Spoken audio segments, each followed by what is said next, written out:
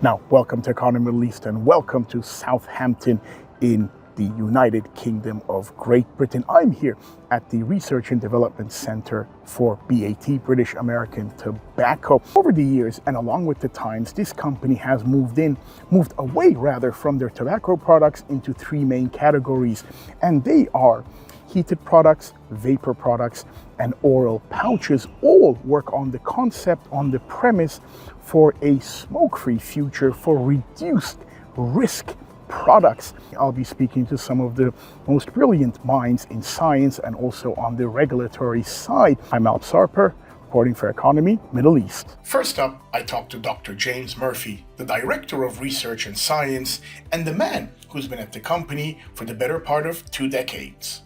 Dr. James Murphy, thank you very much indeed for joining us here at Economy Middle East.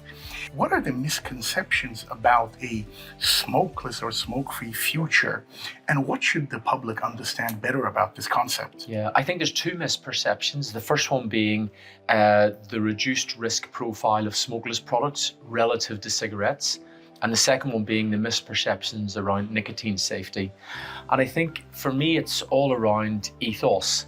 I think what we need is all of the stakeholders to evaluate the very clear evidence from third parties and make informed decisions and make regulatory decisions based on the evidence. And what would be your comments on the misperceptions of nicotine in the public eye? Yeah, I think for years, when there was only cigarettes, nicotine risk was conflated with cigarette smoke. So when people thought of nicotine, they thought of cigarette smoke and the disease and mortality risk of that. But in fact, if you look at what some of the major public health and regulators are saying, FDA, even our own National Health Service here in the UK, they've concluded that it's not nicotine that is the problem. In fact, nicotine, while addictive, is relatively harmless, but it's actually the combustion of tobacco that causes all of the risk. Well, Dr. James Murphy, thank you for your insights. Thank you very much. Next, I spoke to Martina Branconi, Area Head of External Affairs, Western Europe, about the different sorts of regulatory approaches different nations have around the globe. Martina Branconi, thank you very much indeed for joining us here at Economy Middle East. Now, could we start by asking you, how do different countries and territories approach e-cigarette regulation, and what lessons can be learned from these? Absolutely. This is a very good question. We do have a wide range of approaches when it comes to the regulation of smokeless products, so new categories. I would say we range from very progressive regulatory approaches. I would say the UK, New Zealand are examples. These are countries where, for example, the level of nicotines, the level of flavors, the distribution are regulated.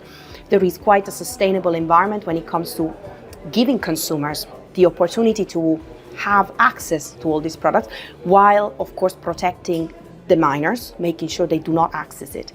This type of framework usually creates a situation where smoking incidence is going down, and of course, for example, vaping in the case of UK and New Zealand is instead taking over, which means that the harm reduction created by the vapor products is working. We are having a general public health benefit in terms of, we know how smoking is much more harmful than using vapor products or any other products.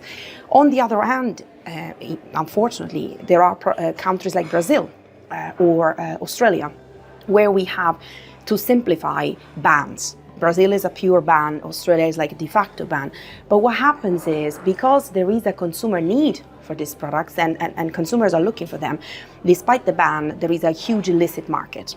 So what happens is consumers are getting these products through illegal channels, which means no quality and safety standards, which means no control on what the age of the purchaser is, which could definitely be a minor, which means, of course, all type of flavors and potential risks for consumers. So we need to make sure that when we talk about regulation is based on a progressive risk and evidence-based approach, and that we make sure that the evidence from countries banning is shown to show that actually bans don't work.